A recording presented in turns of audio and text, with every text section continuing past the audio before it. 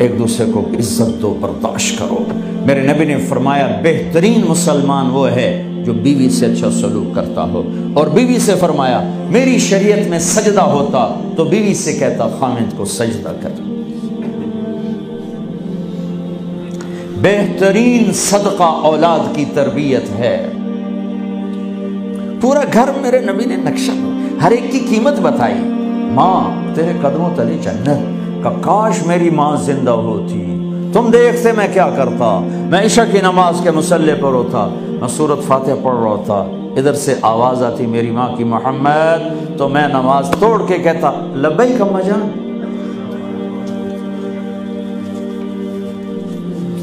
باپ کا تیرے جنت کا دروازہ ہے، باپ تیری جنت کا دروازہ ہے، کھولنا توڑنا نہیں، کھولنا توڑنا نہیں، توڑ دیا تو جنت میں نہ جا سکو گے۔ سب سے بہترین مسلمان جو بیوی سے اچھا سلوک کی، سب سے بہترین عورت جو اپنے خامند کی منشا کو دیکھے۔ پھر آپ نے ایک عجب بات فرمائی جو معاشرے میں بہت بوجھ بنتا ہے جس کا، ہاں بھائی تمہیں ایسا صدقہ بتاؤں جس سے بڑھ کے کوئی صدقہ نہیں، تمہیں ایسا صدقہ بتاؤں جس سے بڑھ کے کوئی صدقہ نہیں۔ انہوں نے کہا جی کیا؟ کہا الابنۃ المردودہ، جس کی بیٹی کو طلاق ہو گئی یا بیوہ ہو گئی اور گھر واپس آ گئی ماں باپ کے، یا ماں باپ نہیں ہے تو بھائی ہیں، وہ ایک بوجھ بنتی ہے ماں باپ پر بھی، اور بھائی تو ویسے ہی باغی ہو جاتے ہیں۔ میرے نبی نے فرمایا اس بچی پہ خرچ کرنا کائنات کا سب سے افضل صدقہ ہے۔ گھر، ایک گھر کیسے چلتا ہے؟ ہمارے ہاں پنجاب سندھ بلوچستان سرحد میں بہنوں کو وراثت میں کوئی حصہ نہیں ملتا، سب بھائی کھا جاتے ہیں۔ میرے نبی نے فرمایا جس کو اللہ نے 2 بہنیں دیں اس نے ان کا حق ادا کیا، شادی کی حق ادا کیا۔ ماں باپ کی وراثت میں سے ہوتا ہے، اگر میں نے کوئی خود کمایا ہے اس میں بہنوں کا حق نہیں، ماں باپ سے اگر 1 روپیہ بھی آیا ہے تقسیم کیا جائے گا۔ جس نے بہنوں کا حق ادا کیا، شادی کی حق ادا کیا، اس پہ جنت واجب ہو گئی۔ جس کو اللہ نے 3 بیٹیاں دی اس نے ان کی ڈولی اٹھائی، وہ جنت میں میرے ساتھ یوں ہوگا۔ ایک بولے اگر 2 ہوں، کہ جس نے 2 بیٹیوں کی شادی کی وہ بھی ایسے ہوگا۔ اللہ بھلا کرے۔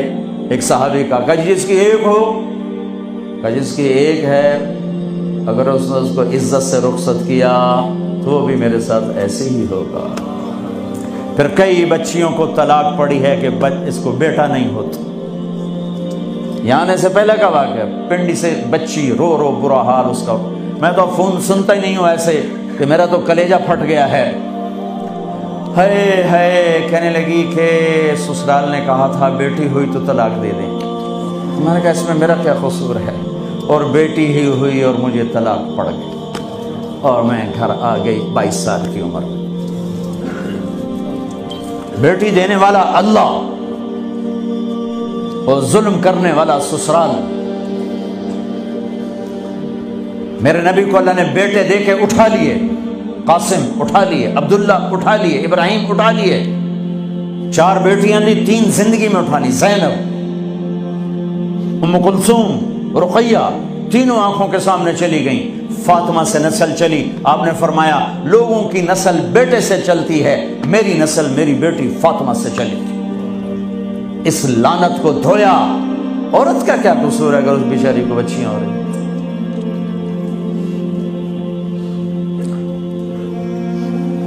جس نے اپنی بہنوں کو حق ادا کیا، جس نے بیٹیوں کو ڈولے میں بٹھایا، ان کا حق ادا کیا، کہ جنت میں یوں ہو جائے گا۔ بہنوں کو دینا اتنا ضروری ہے، حرام ہو جاتی ہے روٹی۔ میں نے مولانا جمشید صاحب میرے استاد ہیں، میں نے ان سے تفسیر پڑھی۔ میں ایک دن شہد کی بوتل لے کر گیا، پرانی بات ہے 76-77۔ میں نے کہا حضرت یہ ہدیہ ہے۔ فرمایا کہاں سے لائے ہو؟ کہ میرے اپنے باپ ہے۔ فرمایا تیرے باپ نے اپنی بہنوں کو، تیرے باپ نے اپنی بہن یعنی میری پھوپھیوں کو، تیرے باپ نے اپنی بہنوں کو زمین میں سے حصہ دیا تھا؟ یہ سوال کیوں کیا؟ 10 روپے کی شہد کی بوتل تھی اس وقت، کہ اگر دیا تھا تو یہ میں لے لوں گا، اگر نہیں دیا تو پھر یہ حرام ہے، میں نہیں لوں گا، یہ مطلب تھا۔